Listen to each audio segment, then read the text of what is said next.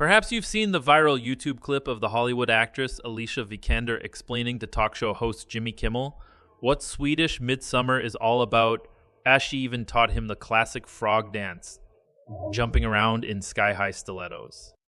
Or maybe you've just heard that the summer solstice is kind of a big deal in Scandinavia.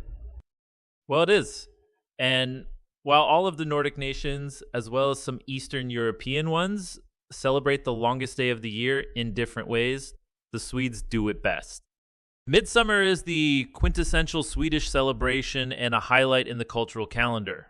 For many, it's also a holiday synonymous with a certain amount of decadence and debauchery, whether or not that was how it was originally intended. In any case, it's a holiday Swedes look forward to and often start planning for months in advance. Typically, it's spent with friends and family at someone's summer house. There can't be many countries with more summer cottages per capita than Sweden. Owning a little red-painted house surrounded by fields or by the coast is something nearly every Swede who wasn't lucky enough to inherit one aspires to. The traditional midsummer lunch is a highlight of the celebration, featuring a smorgasbord of pickled herring and dill-seasoned new potatoes, smoked and cured salmon, cheese, quitches, meatballs, and strawberry, and whipped cream cake for dessert. It's all washed down with shots of snaps aquavit, which are knocked back while singing traditional snap songs. But before sitting down to the midsummer lunch, there is the obligatory dancing around the maypole. As per the centuries-old tradition, you must raise a maypole decorated with birch leaves and wildflowers and dance around it while singing and holding hands. Except that is during the little frog's dance, when you leap around like an amphibian and wave your hands around your head and bottom to illustrate that frogs have neither ears nor a tail while making quacking noises. It all makes perfect sense to the Swedes. As Vikander told Kimmel, everybody between the ages of 5 and 95 in Sweden knows this dance and does it every year. Midsummer at the world's oldest open-air museum. The Midsummer Maypole tradition dates from the Middle Ages, while the summer solstice celebration can be traced to Norse pagan times, when the culture revolved around the mystical natural world. For centuries, Midsummer Night was considered magical, a time when the divide between the physical and spiritual realms was blurred and plants took on potent healing powers and could be used for fortune-telling. Young women would pick 7 different kinds of wildflowers and place them under their pillows to dream of their future husbands, a tradition that is still popular today. Wearing a flower wreath in your hair is an age-old symbol of rebirth and fertility, and these were dried and kept throughout the year, sometimes used to infuse the Christmas bath to keep the family healthy throughout the long, cold winter. Equally, walking barefoot in the dewy grass on midsummer morning, or better still, rolling around in it naked, was a way to ensure good health. Midsummer Eve is always celebrated on a Friday between June 19 and 25. This year it falls on June 21, but in many places around Sweden festivities are held during the whole midsummer weekend. One such place is Skansen, the world's oldest open-air museum. The Stockholm tourist destination showcases the different regions of Sweden with houses and farmsteads from every part of the country. Year solstice celebrations kick off mid-morning on Midsummer's Eve with wreath making and a midsummer market. At 11 a.m., everyone gathers to watch the maypole being raised, after which the dancing and games begin, to the irresistibly catchy sound of folk music performed by Skansen musicians. The folk dancers, dressed in the colorful costumes of their respective provinces, lead the routines, including everyone's favorite, the frog dance. Given the number of international visitors, the Mick runs through the program in both Swedish and English, ensuring everyone can join in. If you're more of a spectator, Skansen's folk dance troupe also performs traditional peasant dances accompanied by fiddlers and key harpists throughout the day. For others, however, the highlight is the evening dance, a throwback to the kind of public dances that had their heyday in the 1950s and 60s, both in Sweden and the United States. Annette Bjorlin, program officer at Skansen, explains that for many, Midsummer at Skansen is simply an unmissable event. Last year, we had around 28,000 visitors on Midsummer Eve alone, she says. The record is 35,000. People look forward to these celebrations all year. Families turn up first thing in the morning to take part in the child-friendly activities, and we then have a steady stream of people coming to enjoy the dances. Myths and legends. And undeniably, Midsummer still instills a sense of wonder and awe.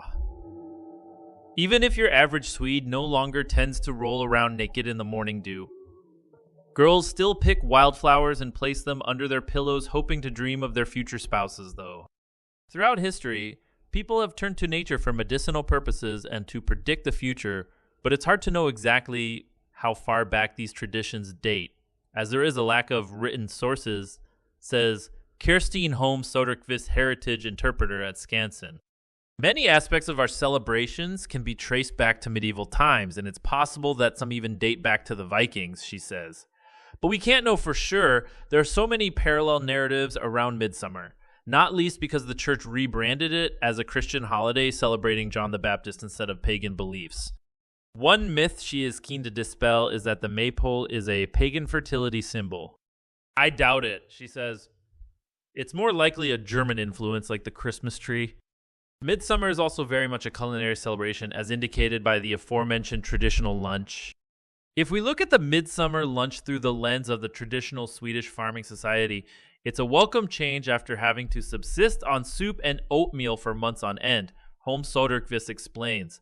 Finally, we can look forward to feasting on freshly harvested seasonal produce. Thankfully, the Swedish diet has improved since the 1800s. And these days, Midsummer primarily marks the start of the eagerly awaited vacation season. Most Swedes will take 4 or 5 weeks off work just in the summer. 5 weeks of annual leave is a statutory right. It's a time for rest and relaxation, for visiting friends and relatives around the country, and for pottering around your summer cottage decorated with foliage and flowers for midsummer. Holm Soderqvist is celebrating with friends at their summer house by a lake in the scenic central province of Värmland, where they'll tuck into the traditional feast. Aside from connecting Swedes to their cultural history, she sees Midsummer as an important social event.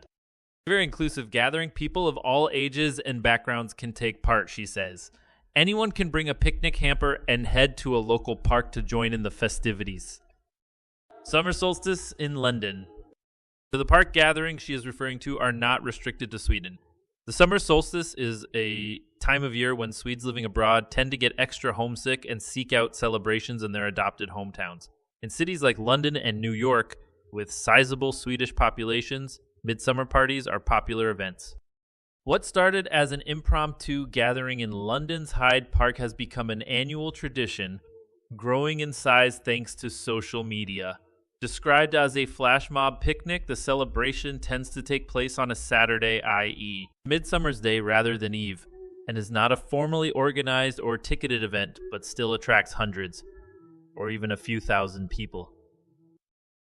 Someone always puts up a small maypole, and the festivities go on until the park closes at midnight.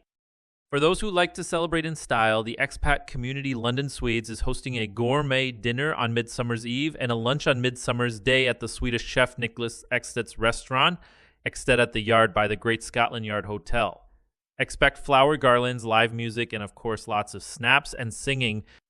Swedes have a reputation for being a bit reserved, but at Midsummer, we let our hair down, says Charlotte Agren, the group's founder. The snaps helps. To Agren, celebrating Midsummer is not just a way to keep a beloved tradition alive, but also a chance to showcase Swedish culture to her British and international friends. It's such a happy occasion and one we're proud to invite our wider social circle to take part in, she says. I would say about a third of London revelers are people of all nationalities who just appreciate the tradition and love a good party.